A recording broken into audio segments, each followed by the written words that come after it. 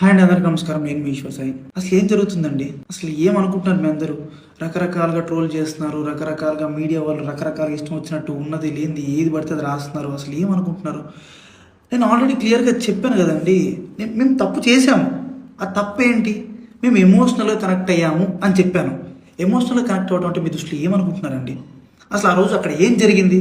మీకు తెలిసిన 10% మాత్రమే, 90% మీకు తెలియదు. ఆ రోజు ఏం జరిగిందో మీ అందరి ముందు నేను పెట్టబోతున్నాను. ఆ రోజు మార్నింగ్ నాకు షూట్ ఉంది. ఎర్లీ మార్నింగ్ 5:30 కల్లా మేము లొకేషన్కి స్టార్ట్ అయిపోతాం. నేను 4:15కి నా రూమ్లో లేచాను. ఆ టైంకి అసిస్టెంట్ అనే అతను నా వాష్రూమ్లో ఉండటం జరిగింది. నేనేం చేశాను? నేను మాధురి రూమ్కి వాష్రూమ్ యూజ్ చేసుకోవడానికి నేను వెళ్ళాను. ఆ టైంకి నాకు మాధురికి ఆ లీనియన్స్ ఉంది. మీకు ఆల్రెడీ చెప్పాను కదా, మేము ఎమోషనల్గా కనెక్ట్ అయ్యామని చెప్పి. నాకు మాధురికి ఆ లీనియన్స్ ఉంది కాబట్టి నేను ఆ రూమ్కి వెళ్ళి డోర్ నాక్ చేశాను. ఆమె రూమ్ డోర్ ఓపెన్ చేసింది. ఆమె రూమ్ డోర్ ఓపెన్ చేసి నేను డైరెక్ట్గా వాష్రూమ్కి వెళ్ళిపోయాను. ఆమె క్యాజువల్గా ఆమె రూమ్ డోర్ లాక్ కూడా చేయలేదు. రూమ్ డోర్ ఓపెన్లోనే ఉంది. ఆమె క్యాజువల్గా బెడ్ మీద కూర్చొని ఫోన్ యూజ్ చేస్తుంది. అదే టైంకి మా వైఫ్ వాళ్ళకి ఎవరో రాంగ్ గైడెన్స్ ఇచ్చారు, ఎవరో అనుమానాస్పదంగా ఏదో చెప్పారు. ఆ టైంకి సేమ్ రూమ్కి వచ్చింది. రూమ్ డోర్ ఓపెన్లోనే ఉంది.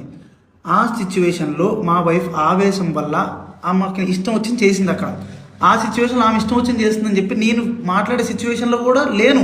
ఆమె నేను ఏం మాట్లాడినా సరే ఆమె నాకు రివర్స్ అయిపోతుంది.